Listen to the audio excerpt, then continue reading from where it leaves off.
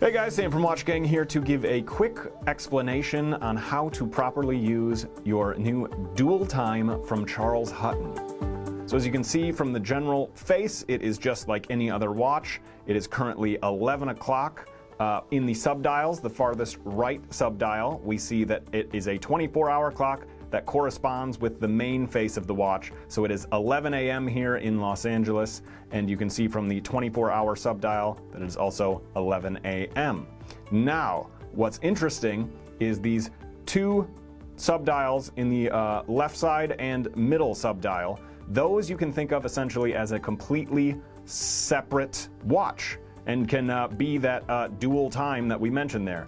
So, as you can see from that, imagine this leftmost subdial is the hour hand of our second watch, and this bottom subdial as the minute hand of our second watch. And so as you can see right now, it perfectly matches the actual time of the first watch as it says 11. So, a perfect example of how I might use this dual time watch is that I'm originally from Wisconsin, even though I live in Los Angeles here. So while it may say 11 a.m. in Los Angeles, but I want to see what time it is in Wisconsin or the Midwest right now, we also have this nifty little chapter ring on the outer side here that you can turn either way, that has the names of major world cities so that you can kind of see how many hours ahead or behind certain cities are. So as you can see, I have Los Angeles at the 24-hour mark in the top of the watch here, right up here.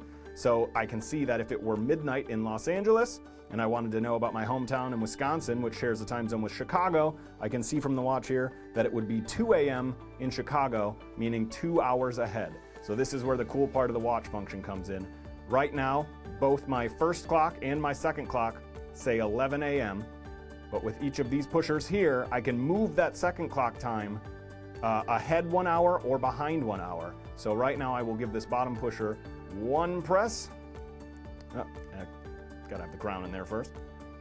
One press, and you'll notice it starts going crazy down there in the bottom subdial, but it is just adjusting, and now it says noon for that second dial. So it is now 1 hour ahead, and for Chicago being 2 hours ahead, push it one more time, and I now have a watch that can tell me that it is 11 a.m. in LA and 1 p.m. in Wisconsin or Chicago. So easy as that. And so if I wanted to change that back to sharing the same time zone, each time I push the top pusher, it'll move it back 1 hour. There's 1 hour back, and one more time to bring us back to 11. And then of course, if you want to get crazy and you want to line up with any European cities, using the chapter ring to figure out how many hours ahead or behind it is from where you currently are, and these pushers to move 1 hour behind or ahead, you can see 2 times at once. So, when it comes to initially setting the left and center subdial, it gets a little complicated, but not overly so. Luckily, the watch comes with a physical manual right in the box that can give you step-by-step instructions that may be a little easier to follow than this video here. But as always, feel free to reach out to us and we will help you get it set one way or another.